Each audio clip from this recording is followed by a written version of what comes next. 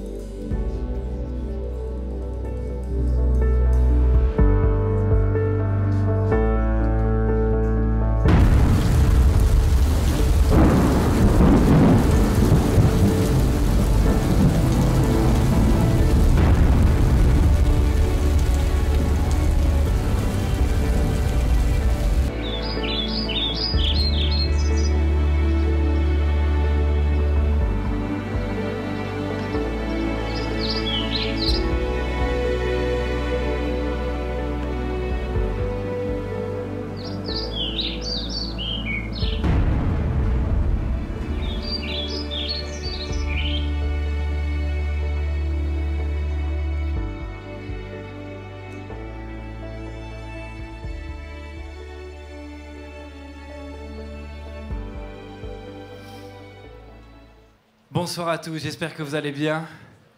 Oui, ça va? Waouh, quel temps merveilleux dans la louange, dans la présence de Dieu. Merci à toute l'équipe, vraiment, c'est formidable d'être accompagné avec vous, vous nous amenez loin. Est-ce qu'on peut les remercier pour ça? On remerciera jamais trop les gens.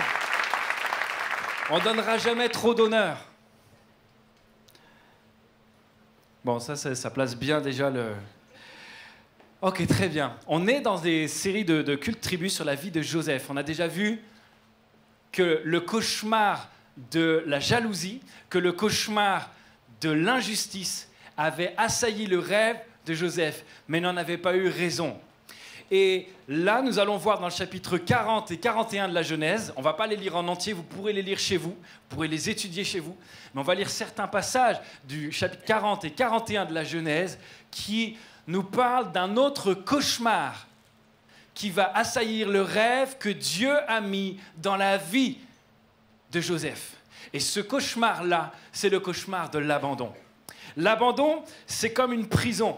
C'est une prison qu'on ne voit pas. Pas une prison physique avec des murs, mais une prison transparente. Une prison qui est dans ta tête, qui fait que elle va te couper des autres.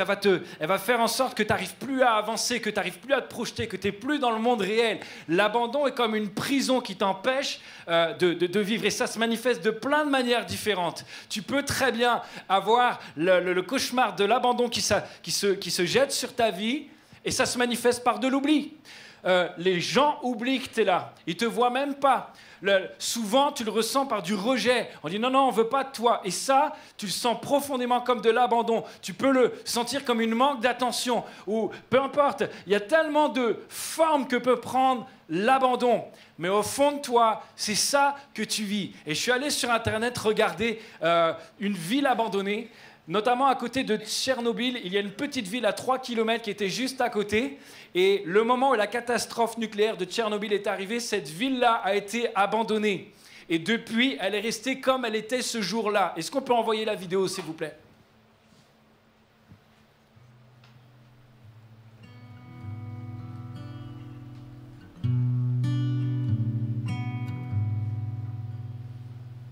Darkness at my door. Knock, knock on my door. Left the light burning through the night, praying for the morn.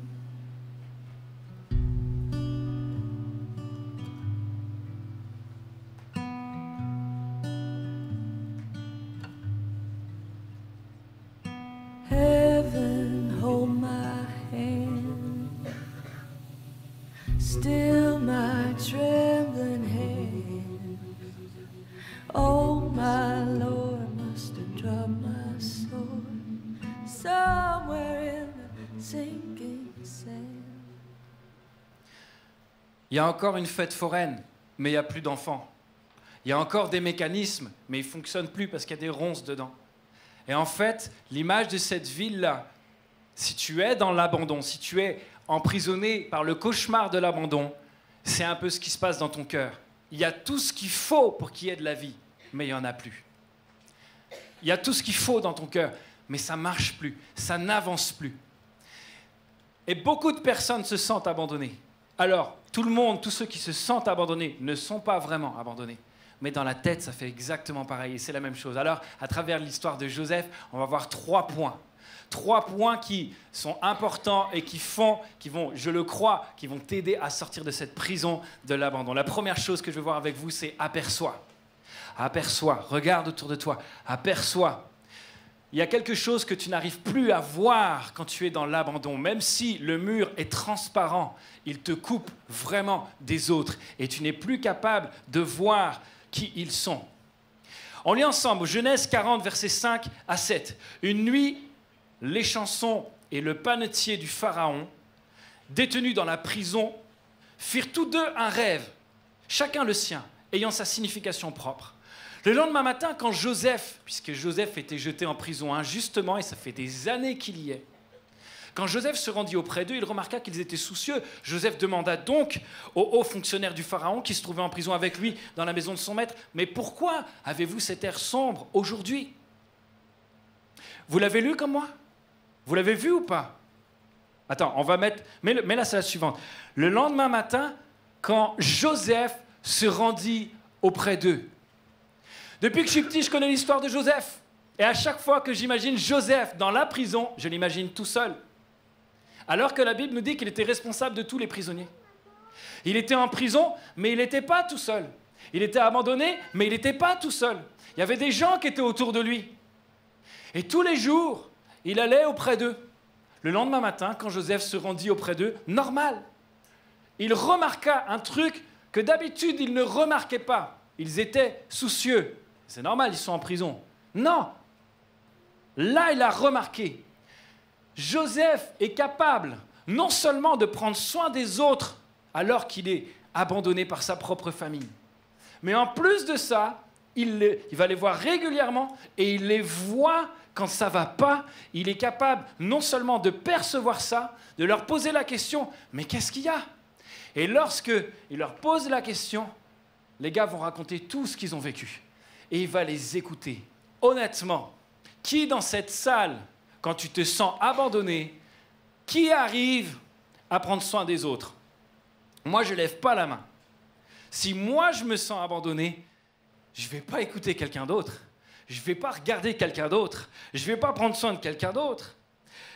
C'est pas possible pour moi. Le moment où je commence à ressentir de l'abandon, il y a une espèce de filtre qui vient sur moi, qui s'installe en moi et qui interprète, mais tout comme de l'abandon. Il fait exprès de faire ça. Il m'a oublié, il n'a pas pensé à moi, elle m'a zappé, ah, j'existais pas, il n'a pas noté dans son carnet, etc., qu'il y avait un rendez-vous, etc. Il y avait des choses comme ça qui se passaient, mais toi, tu dis, c'était volontaire, c'était de l'abandon, il ne me veut pas de moi, etc. Et tu vas rajouter au fait, tu vas rajouter à la situation des sentiments, tu vas rajouter une intention qui vont te faire davantage mal, qui vont te couper davantage des autres. Et tu ne pourras pas voir ce qui se passe autour de toi, tu ne pourras pas le faire parce que tu es trop occupé à te dire « Mais pourquoi moi? Le monde entier est contre moi. Qu'est-ce que j'ai fait pour mériter ça? Tout le monde est contre moi. Personne ne s'occupe de moi. Personne ne fait attention à moi. » Et la vérité, c'est toi qui fais attention à personne. C'est toi qui es plus capable de faire attention à personne. Tu es tellement centré sur tes propres besoins qui ne sont pas assouvis que tu ne peux plus voir les besoins des autres que tu pourrais assouvir. Tu reproches à tout le monde d'être égocentrique avec toi, mais en fait, tu le deviens toi-même. Et tout est centré sur toi. Tout est centré sur moi, Jésus. Ça passe aussi dans la chanson, mais ça ne veut pas dire la même chose. Alors que tu reproches aux autres de t'abandonner, tu t'en rends même pas compte. Mais en fait, c'est toi qui les abandonnes. C'est toi qui te coupes d'eux. C'est même plus que ça. C'est pas tu te coupes d'eux, c'est tu les coupes de toi. Tu leur donnes plus accès à toi. Et il y a plusieurs manières de le faire. Il y en a qui se mettent dans leur bulle. Et puisque je ressens l'abandon, puisque je suis comme ça, voilà ce qui va se passer. Je vais me plonger dans ma bulle, dans mon imaginaire, dans mes jeux vidéo, dans mon sport, dans ma musique.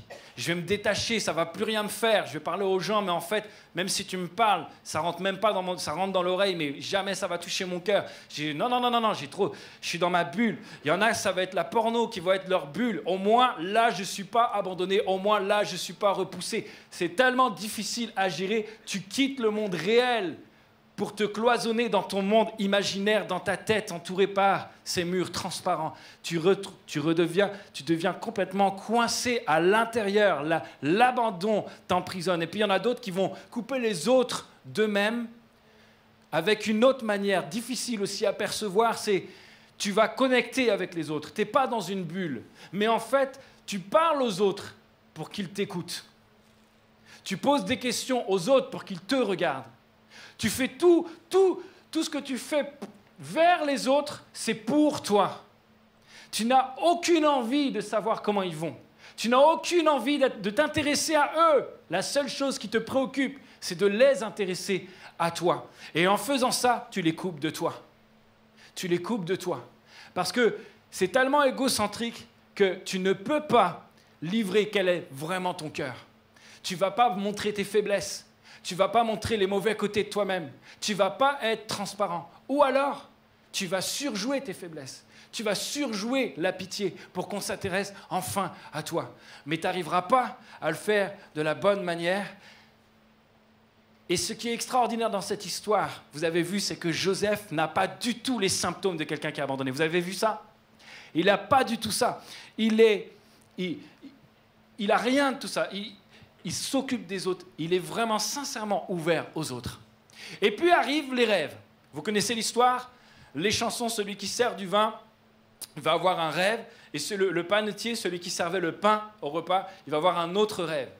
Et puis Joseph va les écouter et il va dire à l'un les chansons, dans 3 jours, tu vas retrouver ta place, tu vas être rétabli. Et du coup, l'autre est très très content. Et Joseph lui dit, quand tu seras rétabli, ne m'oublie pas, parce qu'en fait, moi je suis ici, mais c'était injuste. Et l'autre entend le rêve, et du coup, c'est pas mal son interprétation, c'est pas mal du tout. Moi, mon rêve, c'était ça. Et là, Joseph va dire, dans 3 jours, toi, tu vas mourir. Ce qui est un peu moins bien quand même. On revient sur l'injustice, mais bref, c'était simplement ça. Et c'est vraiment ça qui s'est passé. 3 jours après, les chansons est rétablie. 3 jours après, le panetier meurt. Alors, la question que moi je me suis posée, c'est, mais ça a servi à quoi ce truc-là? Pourquoi ils ont des rêves? Pourquoi Joseph a l'interprétation? Puisque de toute manière, il leur donne et ça ne change rien à leur avenir. Le panetier aurait bien aimé savoir ce qui arrivait pour esquiver, parce qu'il est mort après. Mais ça n'a rien changé. Est-ce que les chansons a envoyé un message, un petit texto au pharaon et dit, au fait, je ne sais pas ce que tu avais prévu pour moi, mais le Dieu d'un prisonnier étranger esclave a dit que normalement dans 3 jours je devais être rétabli. Donc rétablis-moi, tu n'as pas le choix, c'est Dieu qui l'a dit. Non, il n'en savait rien. Ça n'a rien changé à leur destinée. Pourquoi il y a ces rêves? À quoi ça sert? Il était où le test? Et en fait, le test n'était pas pour ces gars-là. La seule chose que ça a fait, ça les a fait stresser beaucoup plus pendant 3 jours, c'est tout. Mais le vrai test était pour Joseph. Et pendant des années, je croyais que le test, c'était est-ce que Joseph va dire la vérité? Est-ce qu'il va vraiment trouver l'interprétation du rêve? Aujourd'hui, je crois que c'est un autre test. Le vrai test n'était pas de trouver la signification exacte de ses rêves. C'était de voir qu'ils n'allaient pas bien. Le vrai test pour Joseph, c'était est-ce que tu vas voir que les 2 gars qui sont ici en prison, ils vont moins bien que d'habitude? Parce que si Joseph n'avait pas vu qu'ils allaient moins bien que d'habitude, il ne leur aurait pas posé la question, mais qu'est-ce qui ne va pas? Il ne lui aurait pas raconté leurs rêves, et il n'aurait pas donné l'interprétation, et il n'aurait pas donné exactement ce qui allait se passer. 3 jours après, ça serait passé. Rien ne se serait passé. Et 2 ans après, même s'il a été oublié, 2 ans après, Joseph serait encore en prison. Il n'aurait jamais marqué la vie de les chansons pour qu'il s'en rappelle 2 ans plus tard. Le vrai test était pour Joseph. Est-ce qu'il allait voir, est-ce qu'il allait apercevoir les besoins des autres alors qu'il était abandonné? Est-ce que le test, ce ne serait pas aussi de dire à quelqu'un, voilà le rêve qui va s'accomplir pour toi dans 3 jours. Alors que lui-même, son rêve, ça fait des années qu'il est en route, mais il ne sait toujours pas comment, il ne sait toujours pas quand, il ne sait même pas si son rêve va s'accomplir. C'est dur de t'occuper de quelqu'un quand tu es dans une incertitude par rapport à toi. Et Joseph est capable de faire ça. Et j'aimerais te dire ceci. Dieu, le vrai challenge pour toi, le vrai test pour toi, c'est de t'occuper de quelqu'un alors que tu te sens abandonné. Si quelqu'un se sent dans l'abandon, Dieu il est en train de te dire, est-ce que tu peux ouvrir les yeux pour apercevoir ceux qui sont autour de toi et qui ont besoin? Est-ce que tu es capable de faire ça? Tu ne pourras pas sortir de la prison si tu ne fais pas attention aux autres. Occupe-toi des besoins de quelqu'un d'autre. Occupe-toi des besoins de quelqu'un d'autre. Et je sais que c'est dur. Je sais que ce n'est pas évident. Je sais que c'est compliqué. Mais c'est vraiment ça que ce texte dit. Joseph, si tu ne t'occupes pas de ces 2 gars-là, tu ne sortiras jamais de la prison. C'est ça le test. 2e point. Premier, c'est aperçoit. Le 2e point, vous êtes toujours avec moi? Le deuxième point, c'est ajuste.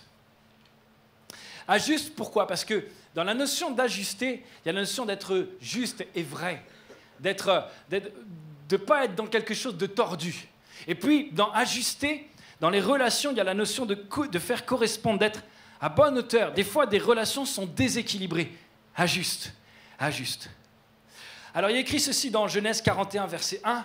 2 années entières passèrent après cet épisode, parce que l'échanson a été rétabli 3 jours après, et Joseph lui a dit, surtout tu m'oublies pas. Ouais, t'inquiète, tu parles, il a oublié pendant 2 ans. Et 2 ans plus tard, le pharaon fit un rêve. Alors, il va raconter ce rêve à plein de sages, etc. Personne ne va être capable de raconter. Et puis il y a toute une histoire, tout un tas de versets, vous pouvez lire chez vous. Et puis finalement, il y a les chansons qui se réveillent et qui disent « Ah, en fait, quand j'étais en prison, bon, c'était pas un moment terrible pour moi, mais permets-moi de rappeler ce moment-là, quand j'étais en prison, il y avait un prisonnier qui a expliqué mon rêve et il s'est passé exactement comme il avait dit.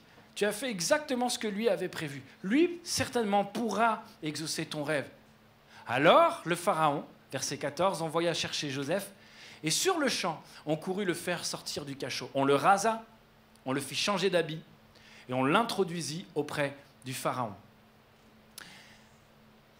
2 années entières passèrent sur le champ. Pendant 2 ans, Joseph n'est utile à personne et on l'oublie. Et le moment où on a besoin de lui, ah mais si, il n'y a pas de problème administratif, d'un seul coup tu peux sortir de la prison, comme ça. Si on a besoin de toi, tout de suite on te sort. Et ça c'est quelque chose qui est terrible. Lorsque quelqu'un vit avec ce truc de l'abandon, si tu captes qu'en étant utile, on ne va pas t'abandonner, il peut y avoir un truc dans ta tête qui fait que ça va tordre toutes tes relations et tu vas chercher par tous les moyens, à tout prix, à te rendre indispensable pour les autres. Ah, c'est pas très sympa, parce que finalement, sur le champ, on sort Joseph, c'est juste pour l'utiliser. Ce qui importe, c'est pas Joseph, c'est sa faculté à expliquer les rêves. C'est pas très sympa, mais très honnêtement, toi comme moi, on a cette tentation très forte à ce moment-là de dire « c'est peut-être pas très sympa, mais au moins je ne serai pas abandonné ». Et tu vas commencer à instrumentaliser une utilité.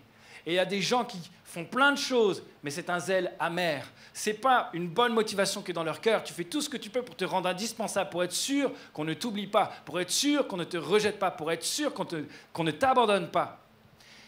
Puisque on veut m'utiliser, d'accord, mais en fait, c'est toi qui vas aussi utiliser les autres. Et tu es dans un rapport qui n'est pas juste et qui n'est pas équilibré. Et c'est là que vient la manipulation. Tu vas commencer à manipuler les gens. Tu vas essayer de tout faire pour te mettre en valeur, pour te faire valoir. Et là, on voit dans le texte, il y a écrit ceci. Quand le pharaon va poser la question à Joseph, c'est toi qui expliques les rêves. Normalement, toute personne normalement constituée va dire « Oui, c'est moi! Je suis la seule personne qui peut expliquer les rêves. » Donc, Pharaon, avant même d'ouvrir la bouche, je te dis, c'est quoi le contrat? Je ne parlerai pas, je t'expliquerai rien du tout. Tant que tu ne me garantis pas, signature sur papier, que je ne remettrai plus les pieds dans cette prison. Je veux un appartement de fonction, une voiture de fonction, du coca à volonté. Je veux tout, je veux tout, je veux tout, je veux tout. Et je veux un accès à la cour du pharaon parce que j'étais plutôt à la cour des miracles, là, dans la prison, avec tous les vauriens du pays. Je veux plus de ça. Je veux plus de ça. Je veux que la raison pour laquelle j'ai été mis en prison, qui était injuste, je veux qu'elle soit effacée. Et je veux même que Potiphar, il aille faire un petit tour en prison. Sinon, je ne parle pas. Alors toi, tu n'as peut-être pas été en prison, peut-être, hein, mais tu n'as peut-être pas été en prison, mais c'est tellement ça. Et Joseph, dans l'histoire, il répond « Non, non, c'est pas moi. » Mais comment tu fais, Joseph? Comment c'est possible que tu dises? Alors c'est toi qui peux... La seule chance que tu as d'en sortir, c'est de dire que tu expliques les rêves. Est-ce que c'est toi qui expliques les rêves? Ah non, non, pas du tout, non. Non, non, c'est pas moi, c'est Dieu. Mais c'est un ovni, Joseph. C'est pas possible.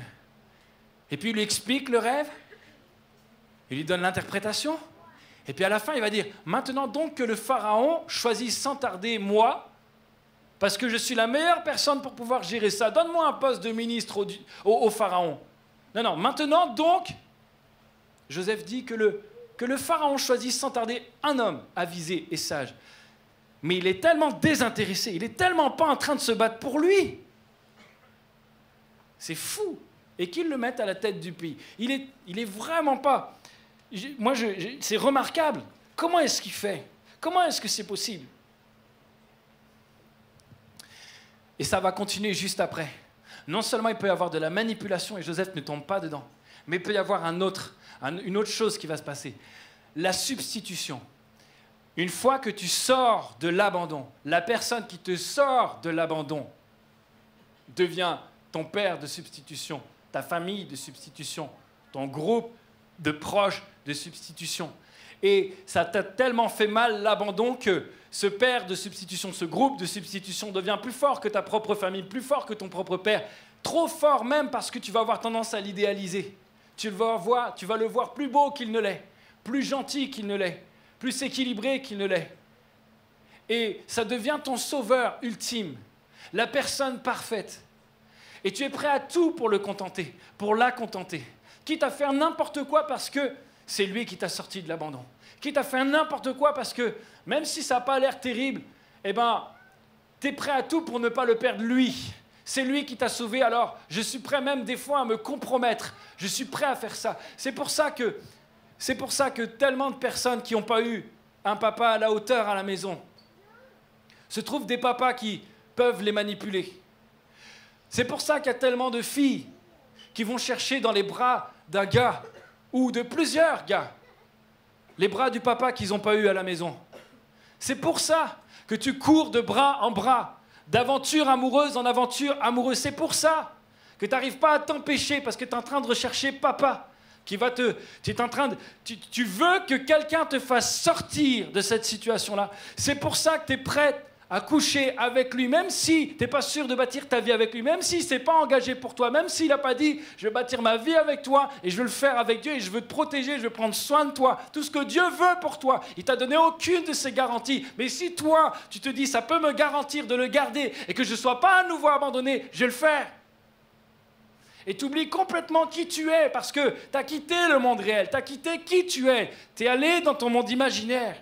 Tu es dans ta bulle encore. Tu es encore dans tes murs. Le pharaon va l'inviter à la cour et regardez ce qui est écrit. Joseph était âgé de 30 ans quand il entra au service du pharaon. Il aurait pu venir à ce culte-là. Roi d'Égypte. Et regardez ce qui est écrit. Joseph quitta la cour du pharaon. Il est à peine rentré qu'il quitte. Mais pourquoi il ne reste pas plus longtemps? Pourquoi il ne voit pas le pharaon comme son sauveur? Pourquoi? C'est dingue. Il n'est pas du tout dans la substitution. Il n'est pas du tout en train de dire « je vais compenser mes années perdues ». Le problème dans l'abandon, c'est le temps qui passe. Et rien ne change. Et le moment où tu as une opportunité, tu es prêt à tout, tu es prête à tout pour l'avoir. Oh, maintenant, ça va être le temps de la fête. Bon, la fête, elle est un peu biaisée, mais tu es prêt à tout pour l'avoir.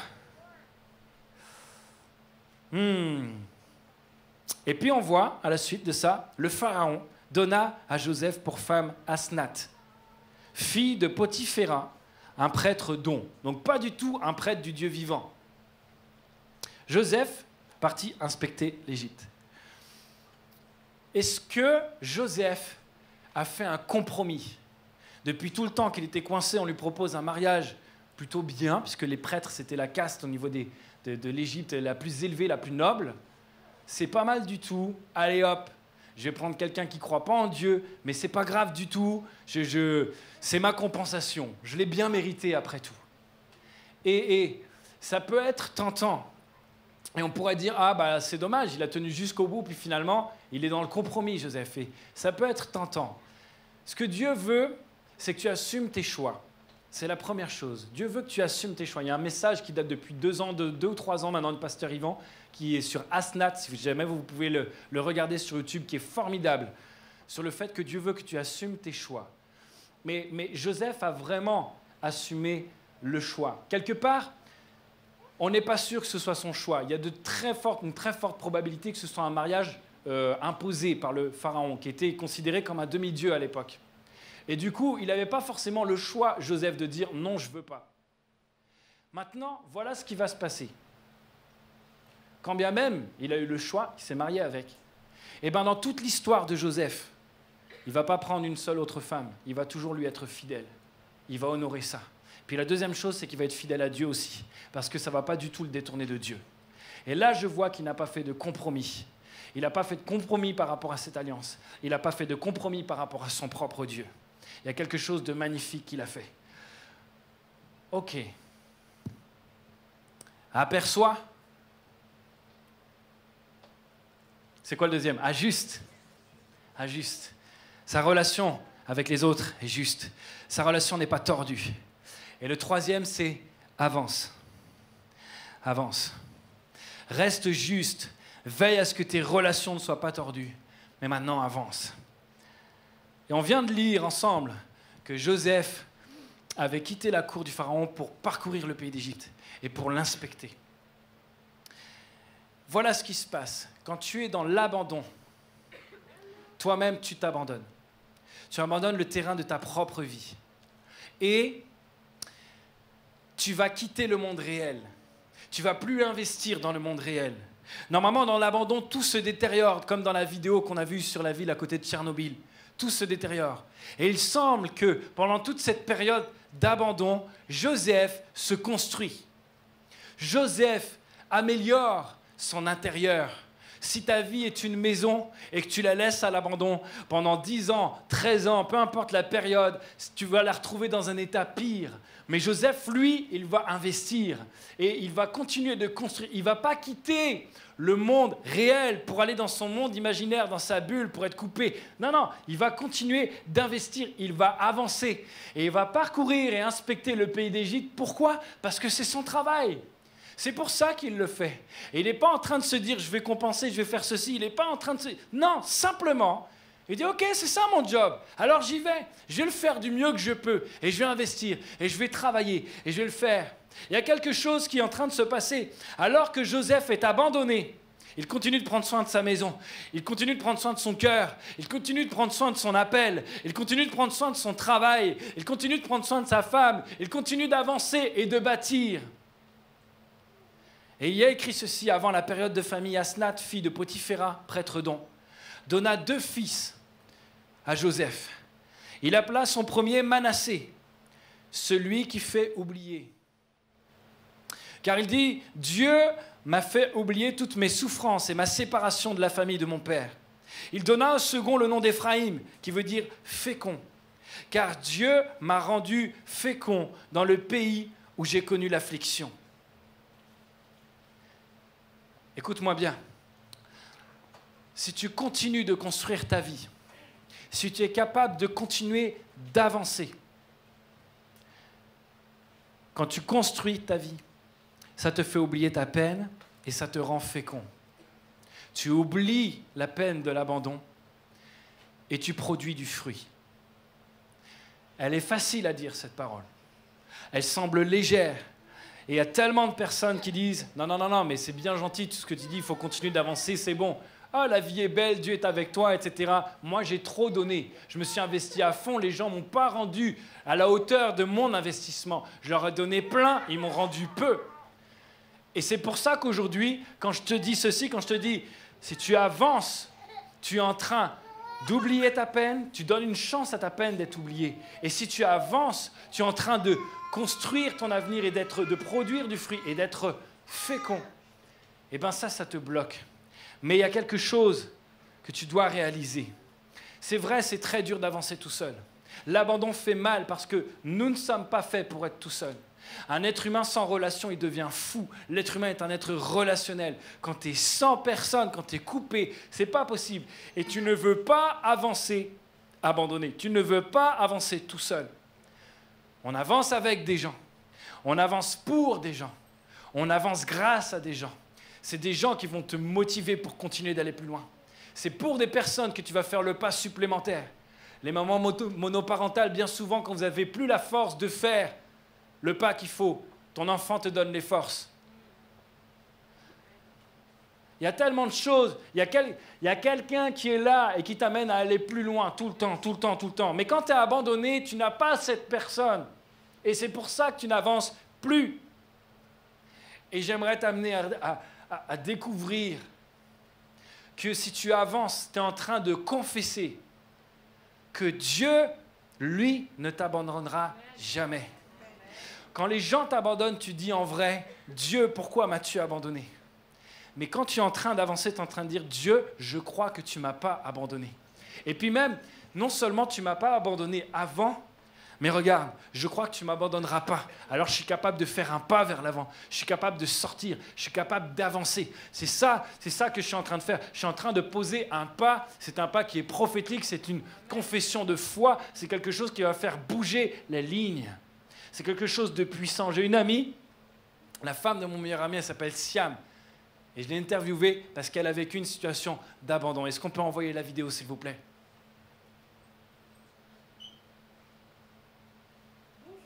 Je m'appelle Siam, je vais vous raconter mon histoire.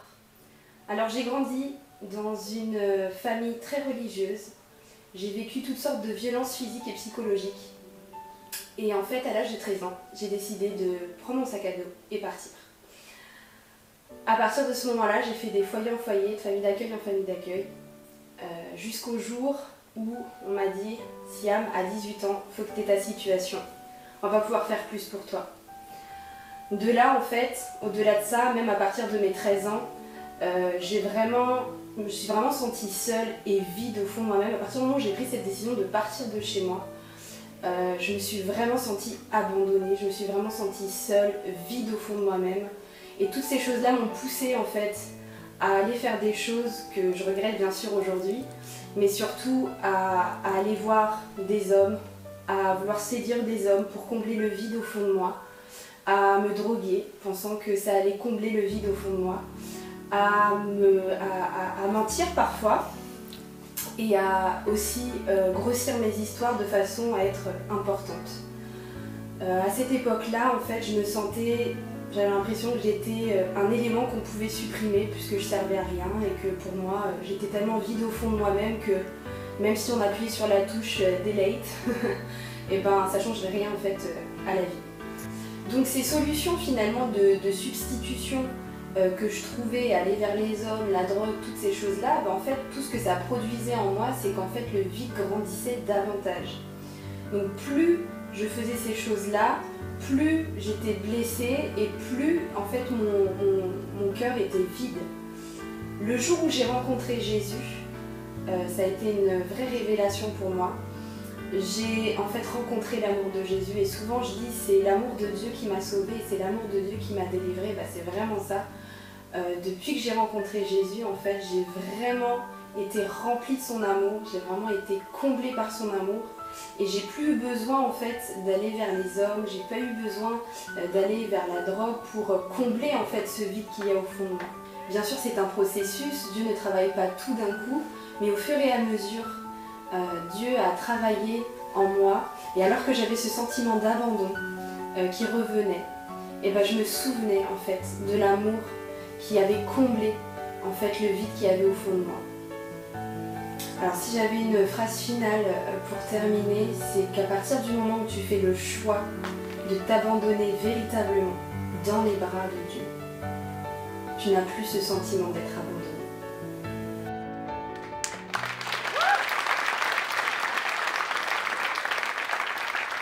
Si tu veux sortir de l'abandon, abandonne-toi à l'amour de Dieu. Si tu veux sortir de l'abandon, abandonne-toi dans l'amour de Dieu. Il y a une part que je ne pourrais pas faire pour toi. Souvent, on a l'habitude de dire ok, quand je viens à l'église, la solution que Dieu a pour moi, c'est il a tout fait pour moi et moi j'ai simplement à l'accepter. Par rapport à l'abandon, je crois qu'il y a une grosse part que tu dois faire. Le pas de la foi que toi tu dois faire, c'est toujours un seul pas. Jésus a fait les 99 autres, mais ce pas-là, il est dur. Et il y a une notion de ne pas attendre que Jésus fasse un truc miraculeux pour commencer d'avancer. Il va falloir que tu commences à faire le pas avant même de ressentir quelque chose. Ce n'est pas parce que tu es sûr que tu vas y aller. C'est parce que tu crois. C'est parce que Jésus te l'a dit. C'est vraiment à cause de ça. Tu vas devoir faire un pas de foi. Avancer, c'est confesser que Dieu ne t'a pas abandonné et confesser que Dieu ne t'abandonnera jamais. Et Dieu te demande de faire ce pas-là. Ah ben c'est facile pour lui. Je ne crois pas. Jésus sur la croix a dit ceci. Élie, Élie, lama sabachthani. Mon Dieu, c'est la seule fois de toute la Bible où il n'a pas appelé son père papa, où il a dit, mon Dieu, pourquoi m'as-tu abandonné? Pourquoi m'as-tu abandonné? Et il va continuer jusqu'au moment, c'est pas la dernière parole qu'il a dit, c'est pas la dernière. La dernière parole qu'il va dire avant de mourir, c'est tout est accompli. Ça veut dire qu'entre mon Dieu, pourquoi m'as-tu abandonné? Et tout est accompli, il a continué. Il a continué d'avancer. Il a continué. Il a dit, même si tu m'as abandonné, je vais jusqu'au bout. Il suffisait qu'il dise un mot et les anges venaient le chercher. Il suffisait qu'il craque. Il suffisait qu'il abandonne le fait que Dieu soit fidèle. Il suffisait qu'il abandonne le fait que Dieu l'aime et que Dieu aime l'humanité. Il suffisait qu'il abandonne ça, qu'il perde de vue cela. Mais il n'a pas craqué. Jésus sait vraiment ce que c'est l'abandon. Jésus sait vraiment ce que c'est l'abandon. Parce qu'il n'y avait pas que Dieu qui l'avait abandonné. Parce qu'il y avait les disciples qui l'avaient abandonné. Parce qu'il y avait les gens qui l'avaient acclamé comme un roi quand il rentrait à Jérusalem. Et qui étaient les mêmes qui criaient. Mais cette fois, ils disaient « Crucifie, crucifie, à mort !» Jésus sait ce que c'est d'être abandonné. Jésus sait. Et pourtant, c'est lui-même qui est en train de te dire « Tu vas devoir faire comme moi. Tu vas devoir avancer. Tu vas devoir passer le mur. » Parce qu'une fois qu'il est mort, il a été enfermé dans un mur, un tombeau. Mais le mur qui était autour de lui, le mur de l'abandon de Jésus, ne l'a pas empêché de t'apercevoir. Malgré le mur de l'abandon, ça ne l'a pas empêché d'établir avec toi une relation juste, encore aujourd'hui. Malgré le mur de l'abandon, ça ne l'a pas empêché de construire et de continuer de construire ce que Dieu voulait. Ça n'a pas empêché Jésus de faire son œuvre, il a continué. Et le point que je voudrais te dire maintenant, l'appel que je veux te lancer maintenant, c'est grâce à ce Jésus qui, lui, a traversé le mur. Est-ce que toi aussi, tu peux réaliser qu'il a traversé le mur pour que toi-même...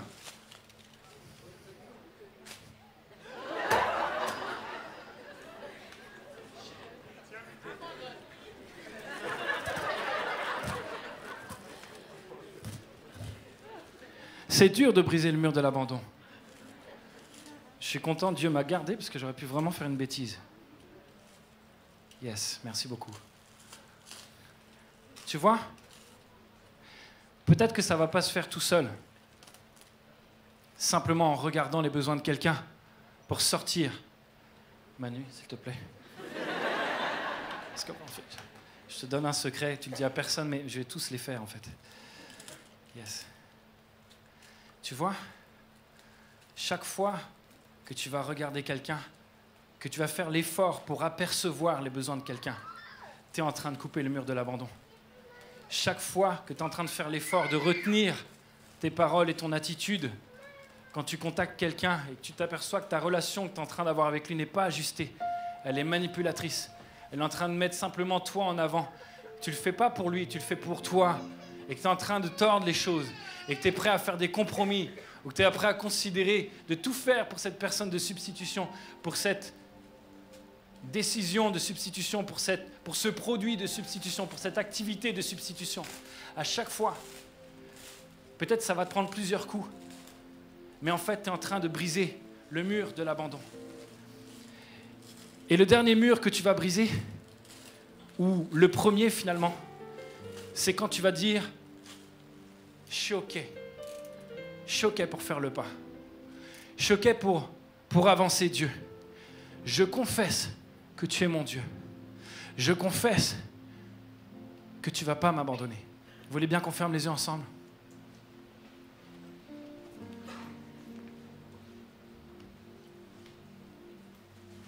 J'aimerais qu'on se lève, s'il vous plaît, à vos places.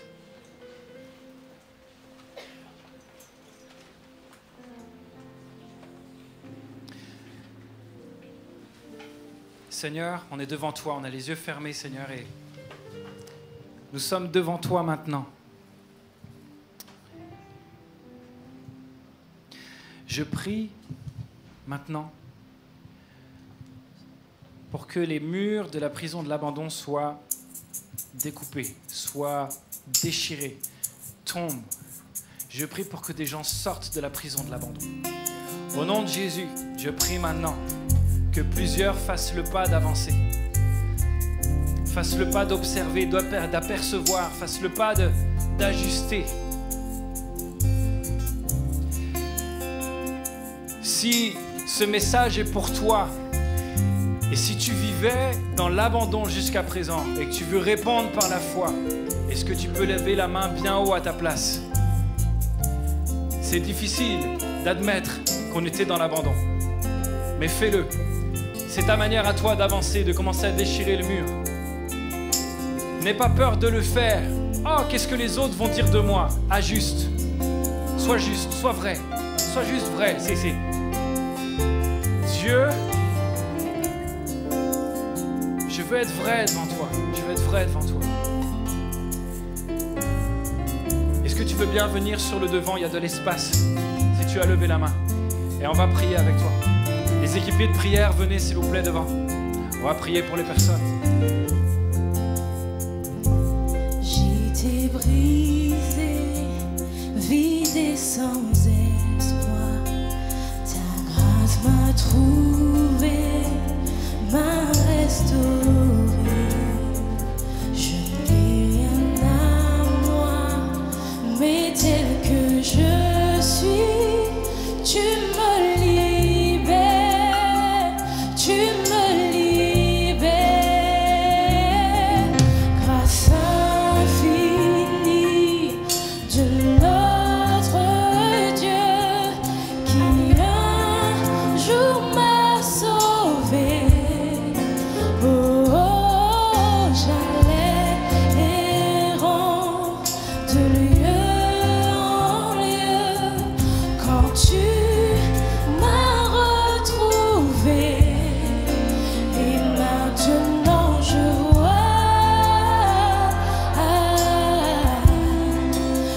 vois l'amour, la grâce dans tes yeux, donnant ta vie pour moi,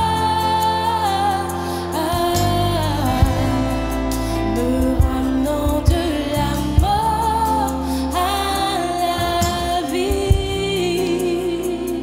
Il y a une pensée forte dans mon cœur. Il y a beaucoup de personnes qui vivent dans l'abandon. Et parce que tu n'as pas de relation autour de toi, tu as l'impression que ta vie ne compte pour personne. Et tu n'en veux plus de cette vie-là.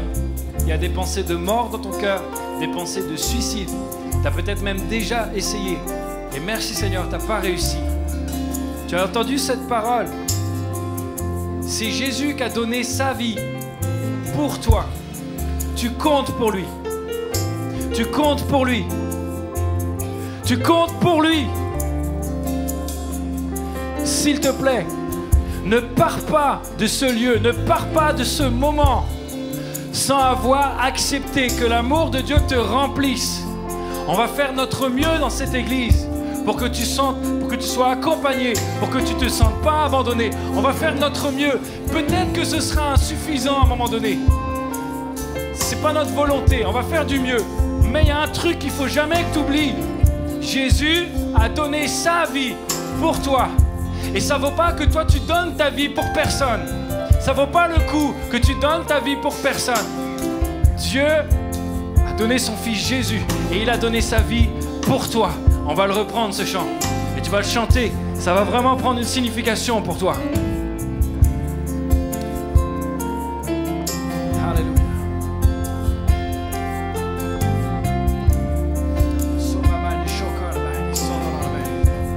Alléluia. Tu prends nos efforts, tu prends nos faiblesses, tu places ton trésor dans des vases d'argile. Et oui, on est fragile. On prend mon cœur, Père. Et oui, t'as un Père dans le ciel. Je veux te servir pour que tous voient la vie de Dieu. ta vie en moi.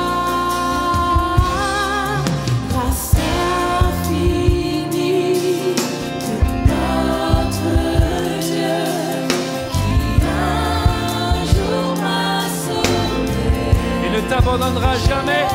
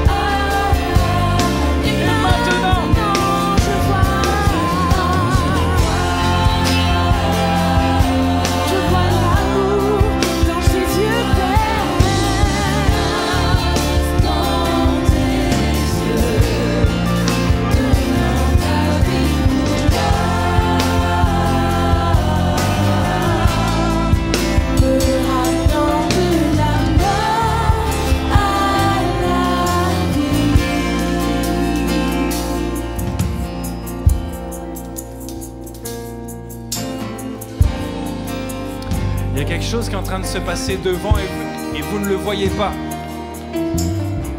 Parce que tous ceux qui ont eu le courage de venir devant, ils sont en train d'ouvrir le plus profond de leur cœur. Et il y a des larmes extérieures, il y a des larmes intérieures.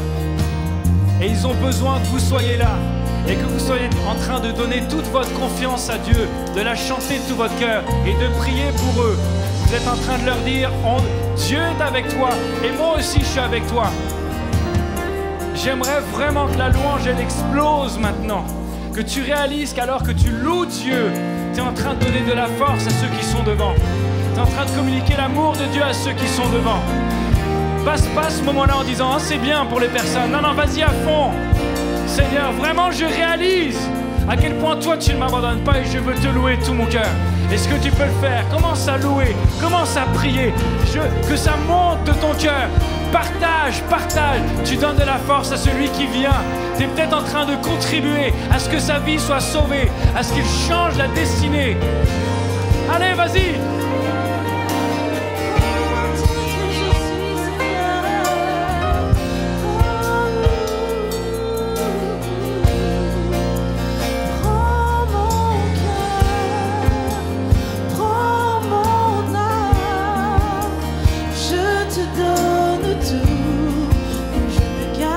Seigneur, prends ma vie, me voici, je te donne tout, mais prends mon cœur, prends mon âme, je te donne tout, Seigneur, prends ma vie telle que je suis, Seigneur. Je t'appartiens, je me livre totalement, je te donne tout. Oui, prends mon cœur, oui, prends mon âme, oui, prends mon cœur, Seigneur. Je me livre totalement à toi, Jésus. Je m'abandonne à toi, Seigneur, tel que je suis, me voici.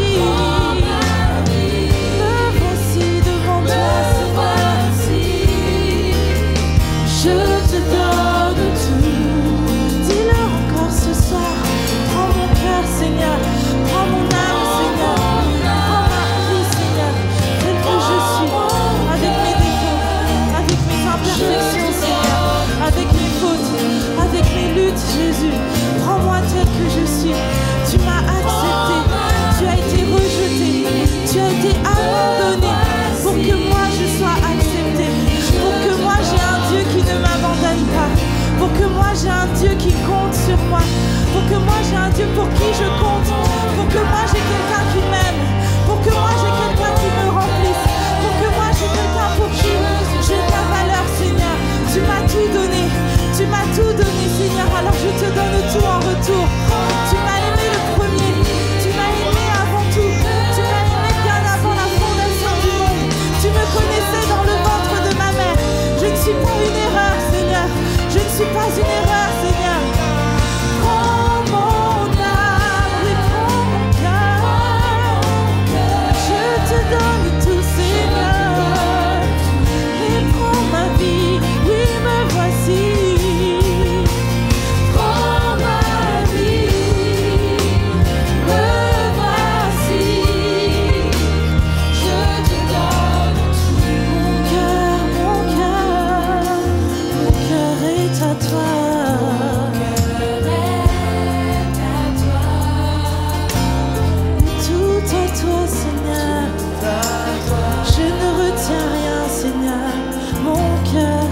toi. Totalement à toi, Seigneur. Mon cœur est à toi, Jésus. Mon cœur est à toi, Jésus. Oui, Seigneur, mon cœur est à toi, Seigneur. Oh oui, Seigneur, prends toute la place dans mon cœur. Jésus règne sur mon cœur. Mon cœur est à toi, tout à toi. C'est peut-être difficile pour toi de le dire ce soir. C'est peut-être tellement dur pour toi de le dire ce soir. C'est peut-être tellement compliqué de le dire ce soir. C'est peut-être tellement dur de sortir ces mots-là. Seigneur, je te donne tout. Seigneur, pourquoi je pourrais te donner tout alors que j'ai l'impression qu'il n'y a plus personne autour de moi? Pourquoi je pourrais te donner tout alors que j'ai l'impression que tu fais rien pour moi, Seigneur? Mais même si tu n'arrives pas à le dire, si tu peux prier en langue, si tu peux prier par l'Esprit, si c'est juste des larmes qui coulent, laisse couler. Jésus, il sait lire dans les larmes, il sait lire dans l'esprit, il sait lire avec la voix de l'Esprit, il sait lire dans tes cris, il sait lire dans tes soupirs, il sait lire dans toutes ces choses que tu dis pas, il sait lire sur ton visage, il parcourt ton être entier, il te sonde totalement, il sait ce dont tu as besoin, il connaît ta souffrance. Tout à toi, mon cœur est à toi. Mon cœur est à toi. Je suis devant toi, Seigneur, tel que je suis.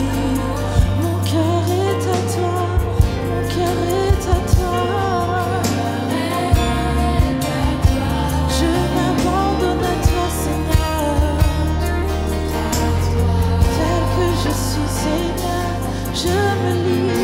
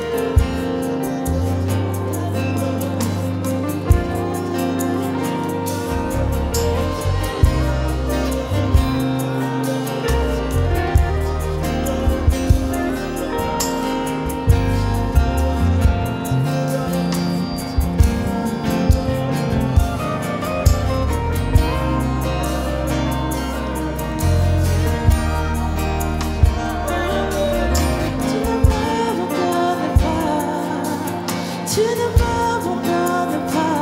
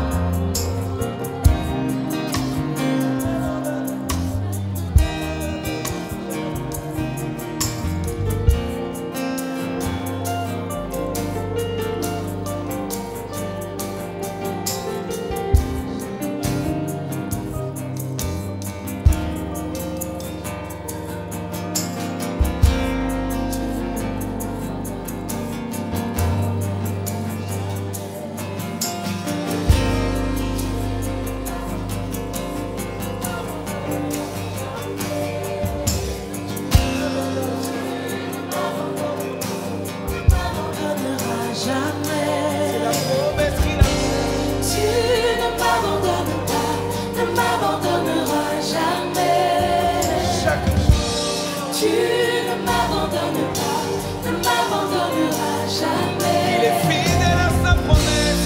Tu ne m'abandonnes pas, ne m'abandonneras jamais. Tu ne m'abandonnes pas. Tu ne m'abandonnes pas, ne m'abandonneras jamais. Tu ne m'abandonnes pas, ne m'abandonneras jamais. Tu ne m'abandonnes pas. Tu ne m'abandonnes pas, ne m'abandonneras jamais. Tu ne m'abandonnes pas, ne m'abandonneras jamais. Tu ne m'abandonnes pas. Tu ne m'abandonnes pas, ne m'abandonneras jamais. Est-ce que tu peux le dire avec conviction? Tu ne m'abandonnes Tu pas, parles à ton ne âme. m'abandonneras jamais. Peu importe ce que tu vois aujourd'hui, Tu ne m'abandonnes il est là, il est fidèle. jamais. Dis-le avec foi, tu ne m'abandonnes pas. M'abandonne pas. Même lorsque je suis dans la vallée de l'ombre de la mort, il est avec moi. Tu ne m'abandonnes pas, ne m'abandonneras jamais. Tu ne m'abandonnes pas. Malgré ce que je vis aujourd'hui, je proclame que tu ne m'abandonnes pas. Tu ne m'abandonnes pas. C'est la promesse qu'il a faite pour toi et moi. Tu ne m'abandonnes pas. Tu es bon. Tu es bon. Bon. Tu es.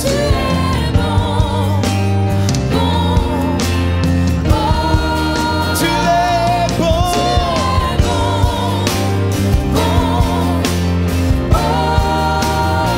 Tu es.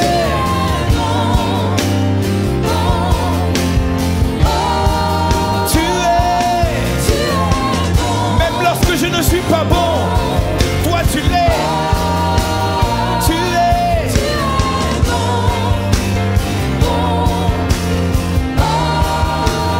Tu es.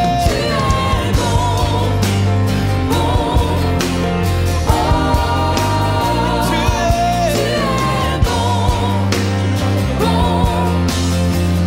Tu ne m'abandonnes.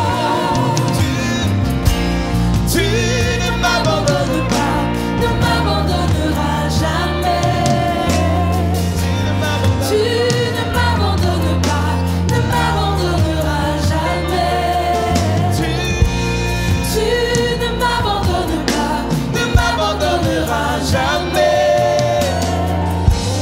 Tu ne m'abandonnes pas, ne m'abandonneras jamais. Oh, tu es Tu ne m'abandonnes pas, toujours fidèle, toujours à mes côtés. Ton amour m'environne, ta présence m'environne. À chaque jour, à chaque instant, à chaque seconde, tu ne m'abandonnes pas. J'ai la certitude que tu ne m'abandonnes jamais. Parce que tu es bon et bon. Tes bontés se renouvellent chaque jour. Elles se renouvellent pour toi et moi. Tu es bon.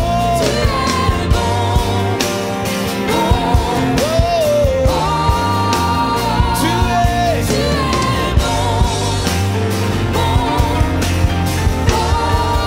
Proclame-le avec conviction. Tu es.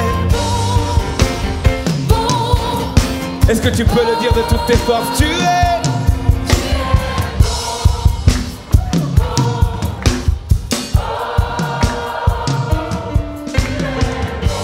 Peu importe ma situation, peu importe ma condition, tu es. Tous ensemble nous disons tu es. Bon. Oui, tu es.